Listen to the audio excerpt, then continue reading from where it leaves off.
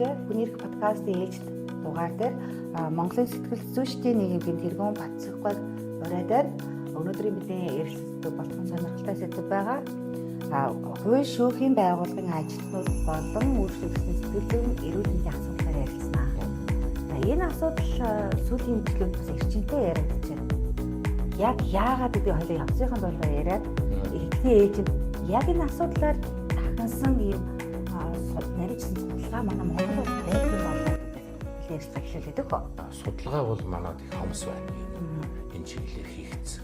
За саяхан 11 сард шиг санджээ.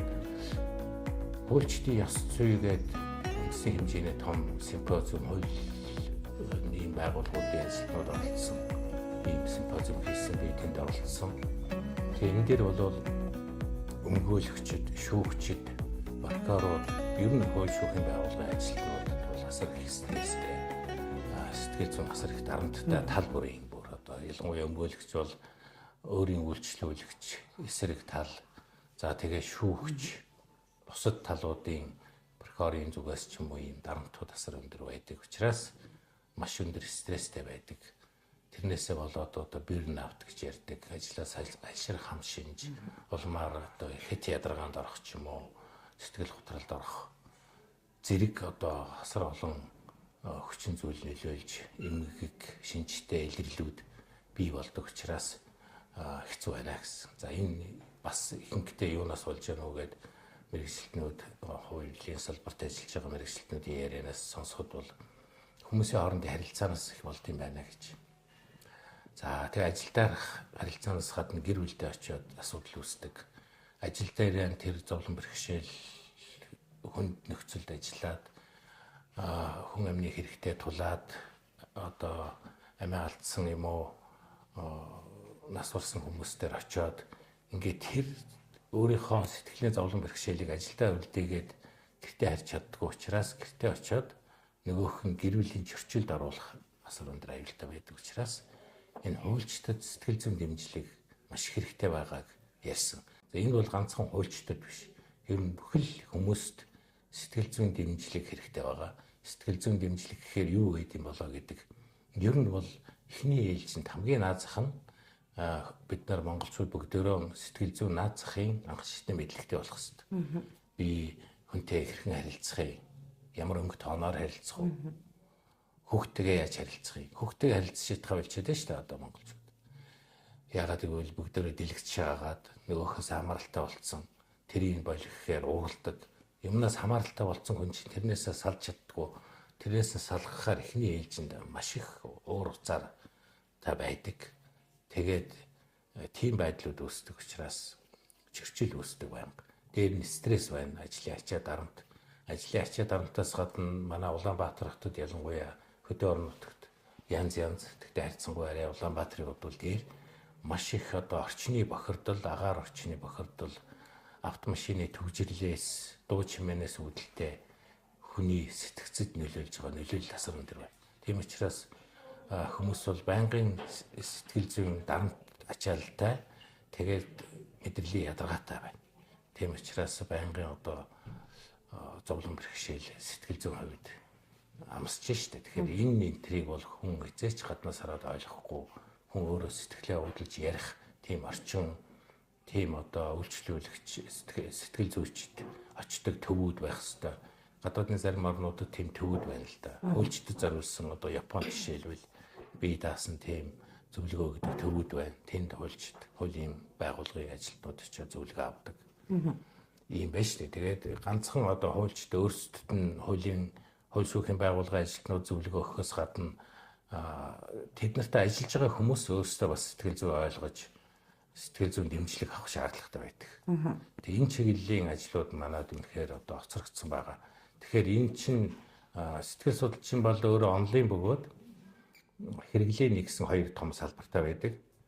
За ялангуяа хэрэглээний салбар дотор бол энэ хуулийн сэтгэл зүй, криминал сэтгэл засал гэдэг, гэмт хэргийн сэтгэл зүй гэдэг олон одоо сэтгэл зүйн салбарууд байдаг. Тэгэхээр энэ зүйлүүдийг хөгжүүлэх нэгдүгээрт, хоёрдугаарт энэ чиглэлээр мэрэгсэн мэрэгчлэтнүүдийг бэлтгэх. За тэгээд ялангуяа манай ихтэй сургууль чиглэлийн одоо хуулийн чиглэлээр сургалт явуулдаг сургуулиудын хуулийн хөтөлбөрүүдэд энэ чиглэлийн хичээлүүдийг эрчимтэй оруулж хууль шүүхийн байгууллагын ажилтнуудад энэ сэтгэл зүйн ойлголт мэдлэгийг тэгээ өөрийгөө дор хаяж стресс ороход яаж тайвшруулах уу гэдэг ч юм уу, стрессийг хэрхэн даван туулах уу, сэтгэл санааны дарамтыг хэрхэн даван туулах уу, үйлчлүүлэгчтэйгээ хэрхэн харилцах уу, гэмт хэрэгтэнтэй яаж ажиллах уу гэдэг ч юм уу те.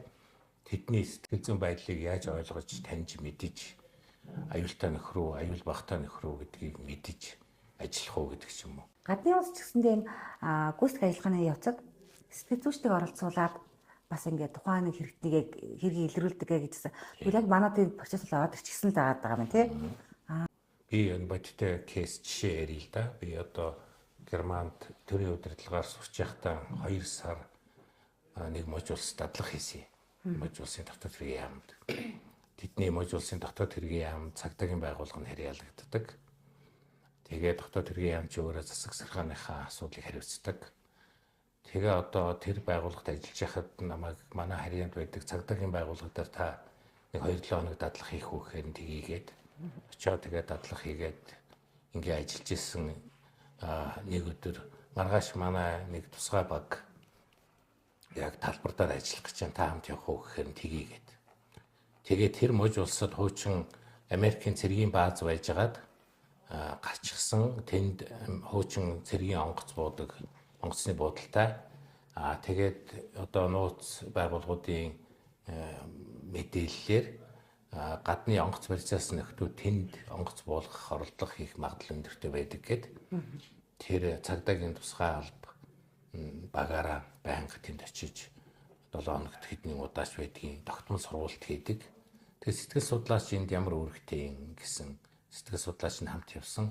Сэтгэл судлаач бол маш их одоо онцгой оролтой. Ягаад гэхээр тэр онгоц барьцаас нөхөр ийм дуу хоолойнд шинжилгээ хийгээд тэгээд тэр аюултай нөхрөө, аюул багтаа юу, ганцаараа байна уу, олуула цаана нард нь хүмүүс байна уу гэдгийг дуу хоолойны одоо ярьж байгаа дуу хоолойны өнгө тооноор нь шинжилээд тэгээ цагдаа нартаа цагдаагийнхаа одоо тусгай албан хаагч нартаа зөвлөгөө өгдөг.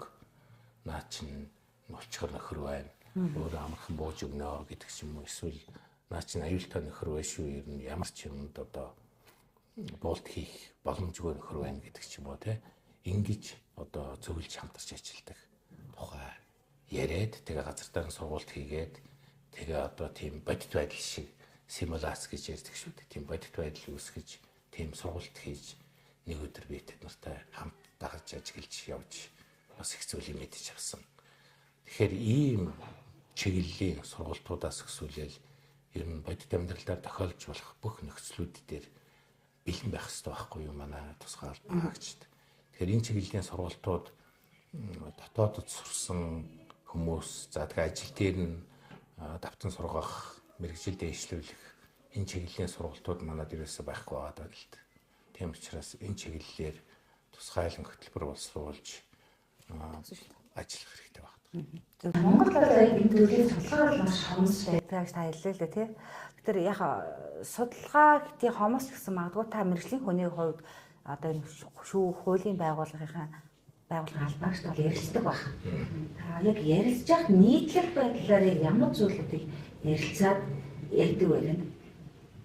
За яг ер нь бол энэ сэтгэл зүйн мэрэгшүүлэх сургалт үйлчлэгээ манад хууль шүүхийн байгууллагуудад хомс байгаад байна. Сүүлийн үед шүүхийн шийдвэр гүйцэтгэх газрын одоо хорихынгуудад сэтгэл зүйч ажилладаг болсон. Цагдаад бол одоогоор улсын хэмжээгээр нэг 54 сэтгэл зүйч ажиллаж байна гэж байна. Хил хамгаалах байгууллагад нь 200 гаруй сэтгэл зүйч ажиллаж байна. Гэхдээ ихэнх нь мэрэгшээгүй, 70% нь мэрэгшээгүй байгаад байгаа байхгүй юу? За дотоод хэргийн их сургуульд бол энэ чиглэлээр мэрэгсэн Оросын албаны улсад мэрэгсэн дотоодоо сураад мэрэгшээд ажиллаж байгаа багш нар байна. Тэд нар бол яг хөө тэнд сурч байгаа хүмүүст мэрэгжлийнхаа мэдлэгийг хүргэдэг. Ийм байгаад байгаа юм. Тэгэхээр ер нь бол Монголд хамгийн гол нь улсын хэмжээний нэгдсэн бодлоготой том хөтөлбөрүүд хэрэгтэй байгаа байхгүй юу? Тэхийн тулд судалгаа хэрэгтэй байгаа юм. Маш өргөн хүрээтэй улсын хэмжээний яг энэ хууль шүүхийн байгууллагад ажиллаж байгаа ажилтнуудад тэдний үйлчлүүлэгч болон одоо тэд нартай харьцдаг хүмүүст сэтгэл зүйн ямар дэмжлэг хэрэгтэй байгаа юм бэ гэдгийг судлаад тэгээд судалгаанд тулгуурласан хөтөлбөр боловсруулад тэгээд одоо тэр хөтөлбөрийн хүрээнд бид нар 2-3 юм байх хэрэгтэй гэдэг нь нэгдүгээрт нь сургалт хэрэгтэй, хоёрдугаарт нь зөвлөх үйлчлэг хэрэгтэй, за гуравдугаарт нь ер нь байнга сэтгэл зүйн дэмжлэг хэрэгтэй болоход тийм үйлчлдэг бэлэн зөвлөгөө өгдөг бэлэн сэтгэл зүйчд байх хэрэгтэй байна. Тэрийг бол бид нар манай Монгол шиг дархаа бутархаа алслагдмал байрлалтай тэгээ хөдөө орон нутг нь замын зардал ихтэй ахт руу орж ирэхэд тэгээд орон нутагт одоо сэтгэл зүйч мэрэгсэн хүмүүс байхгүй шахуу байгаа ийм нөхцөлд чатбокс гээд үйлчилгээ олон улсад хэрэгжсэн манай Монголын сэтгэл зүйчдийн нийгэмлэг 3-4 төсөл хэрэгжүүлээд нэгээр их туршлагатай болсон байгаа. Тэгэхээр тэр бол чатаар зөвлөгөө авдаг. Тэнд бол нэг хэдэн компьютер, тэгээ сайн одоо өндөр хүчин чадлын сервер, өндөр хүчин чадлын өндөр хурдны интернеттэй холболт чихвч хэрэгтэй. Тэгээ тэргээрээ мэрэгсэн сэтгэл зүйчид одоо сургаад гарын авлага гаргаад ингээд ажиллахад бэлэн болцоотой байгаад байгаа юм. Бид нар урд нь сургуулийн хүүхдүүдэд ахлахангийн сурагчдад 9 сэтгэл зүйчид 3 ээлжээр 24 цаг ажиллаад ингээд зөвлөгөө өгчсэн туршлага байна.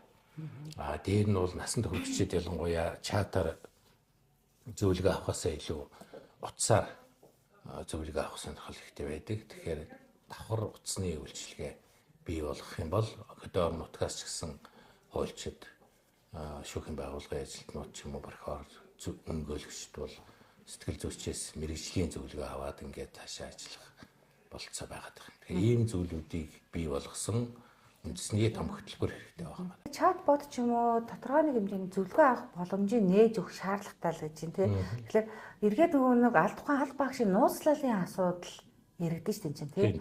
Тэгвэл магадгүй за би эндээс зөвлөгөө авснараа миний ажил мэргэжилт маань сөргөөр нөлөөлөх болов тий намайг сэтгэл зүйн ямар нэгэн байдлаар эмгэгтэй гэдэг ч юм уу сэтгэл зүйн ямар нэгэн докторгүй хам шинжтэйгээд оршилчихгүй гэж болгоомжлол төрөх байх л да. Энэ эрсдлийг яаж цуглах боломжтой юм бэ? Угаасаа өөрөө сэтгэл зүйч хүн бол мэргэжлийнхаа ёс зүйгээр үйлчлүүлэгчийнхээ хувийн мэдээллийг нууцлах тийм үүрэгтэй байдаг.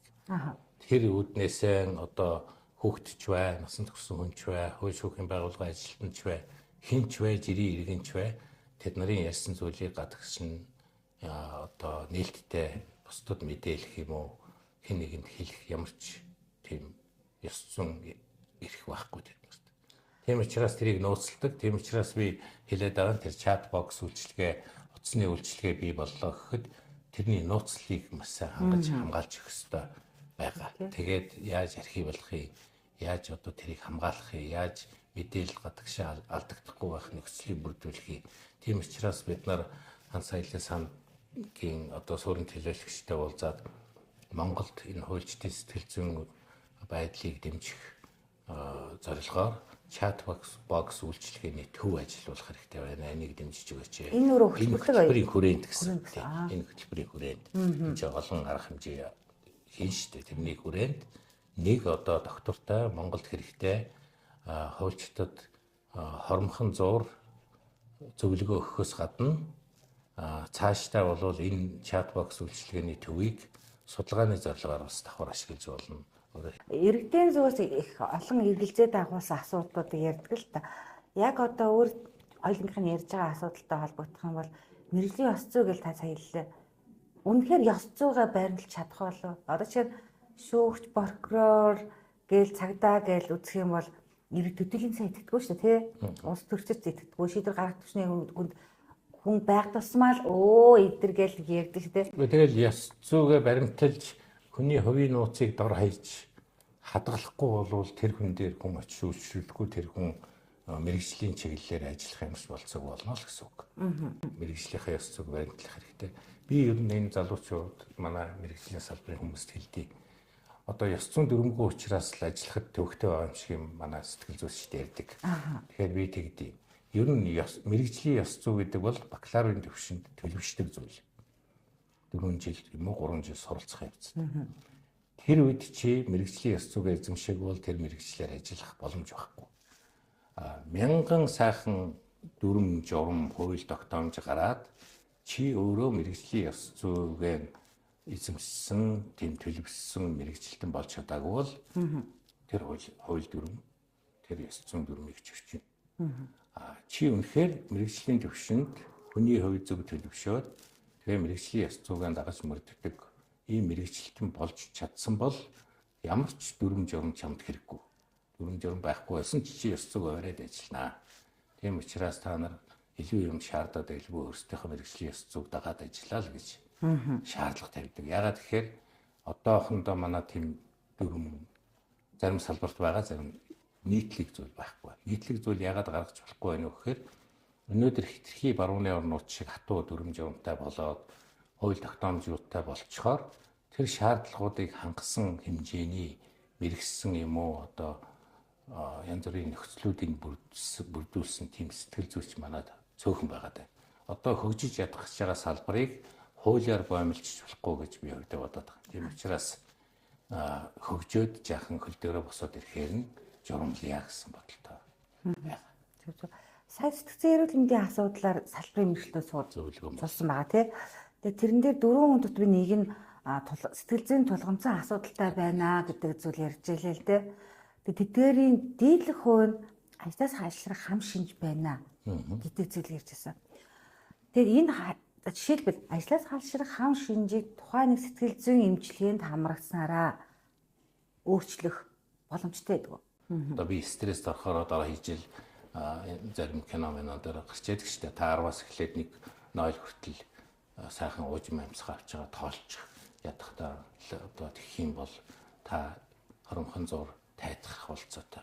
Нэг бол одоо энэ Туркийн, Оросын кинонууд дээр бол ус уучих маа, усуу тайвшир гэдэг чинь шүү дээ. Тэгэхээр ус уухаар тайвширдаг байх нь. Гэх мэтлэн одоо наазах энгийн зүйлүүд. Одоо сүүлийн үед mindfulness гэдэг бясалгалын дасгал хийдэг болж байна. Тэр анхаарлаа төвлөрүүлээд өөрийгөө мэдрээд тийм ээ. Өөрийнхөө дотоод хүнтэй ярьж сурах хэрэгтэй байхгүй юу? Таны дотор олон янзын хүмүүс байгаа. Бага насны чинь хүн байж ил байна. Ээж аав шиг чинь хүн байж байна. Тэд нар чинь зарим таныг зүгээр сууж явахдаа одоо чи дэм юм хийгээд гарыг дэлгүүр явъя. Юу хийгээд байгаа юм ингээд суулгахгүй ш. Тэгтэл чи тэрийгэ захираад тэд нартайгаа уулзраа болоод одоо фон Трүүн гээд Германы мундаг сэтгэл судлаач байдгийг. Тэр бол бас батлан хамгаалахын чиглэлийн академид Германд мэрэгчлэр ажиллаж байгаа тэтгэвртээ суусан. Тэр хүн бол харилцааны сэтгэл зүйн 3-4 ном бичсэн хүн. Тэр хүн юу гэж яах вэ гэхээр хүнд өөрт нь дотоод нь баг байдаг. Өөрөөр хэлбэл тим гэж ярьдаг шүү дээ. Бүхэл бүтэн бичил баг ажиллаж байж идэг. Тэр бичил баг чинь таныг тал талаас чинь чангаагаа зулгаагаад янз бүр болоод байдаг. Тэрнтэйгээ очроо олоогүй цагт хүн сэтгэл санааны хувь тайван байж чаддгүй маа. Тэгэхээр тэр хүн бол тэр багаа дасгалжуулаад өөрөө тэр багаа ямар үед тэд нартайгаа яаж очроо олох вэ гэдгээ олсон хүн сая тайван амьд юмар гэж. Хууль шүүхийн байгууллагуудын албаагчдын асуудлаа тэгвэл ийм байр суурьтай тийм дээ.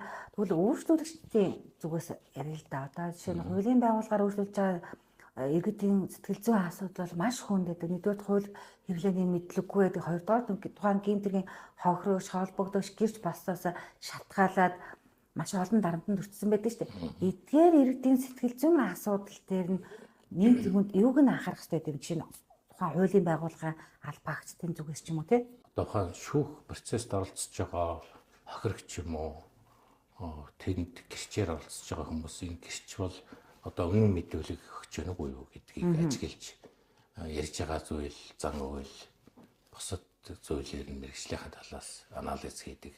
За шаардлагатай гэвэл тест авдаг, шаардлагатай гэвэл полиграф хийлэгдэг тийм полиграф гэдэг үнэн худлаа ярьж байгаа эсхийг шийддэг төхөөрөмжөөдөг шүү дээ. Гэх мэтлэнгээр за одоо хохирогч хийчихсэн энэ хүн бол сэтгэл зүйн хувьд ямар хүн одоо өгч байгаа мэдүүлэг нь зөв үү, буруу юу гэдэг ч юм уу.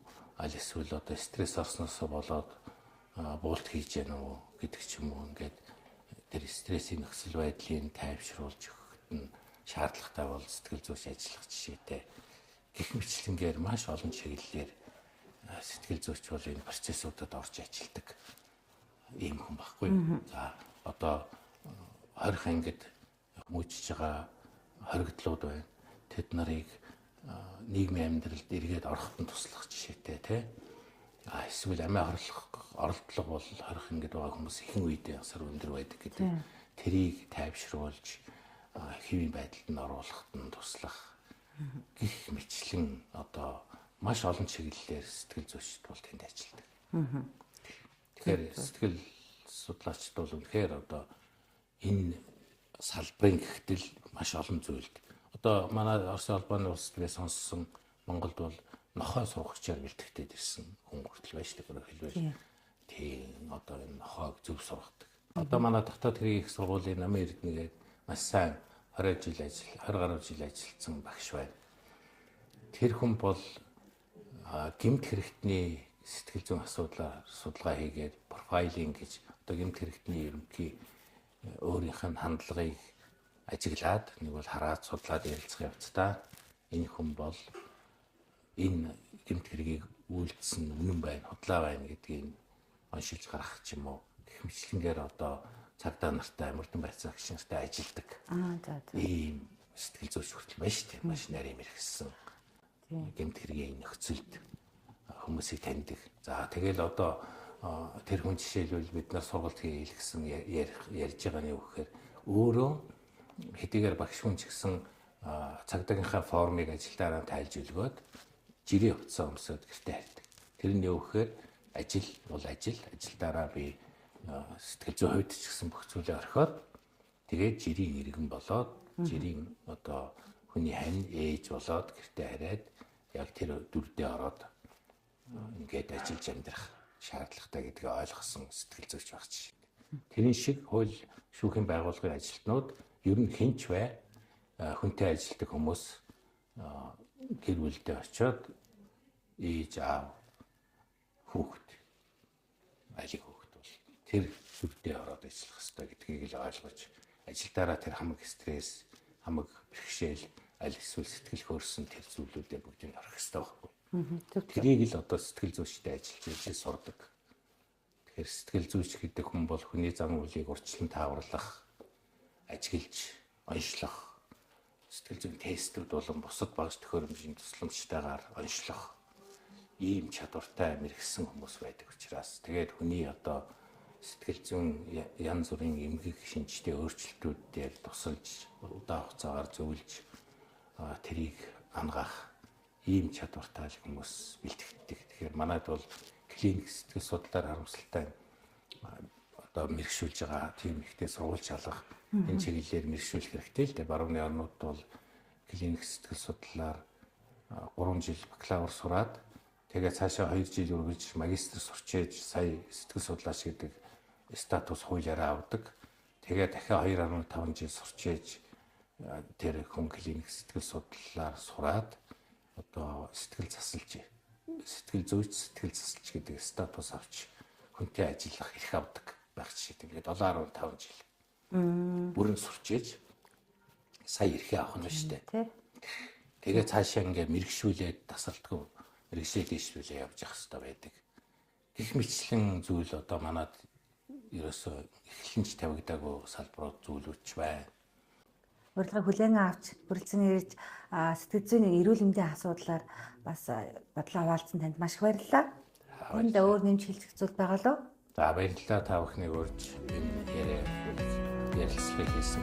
Хамгийн гол нь бидний ярилцсан зүйлийн дагуу Монгол энэ хууль шүүхийн байгууллагын ажилтнуудын сэтгэл зүйн дэмжлэг тусгай хэлбэртэй болоосоо энэ хүрээнд одоо бидний ярьсан ийм болоосоо одоо Австрали, Япон, Европ, Герман чиглэлийн бидас баярлалаа.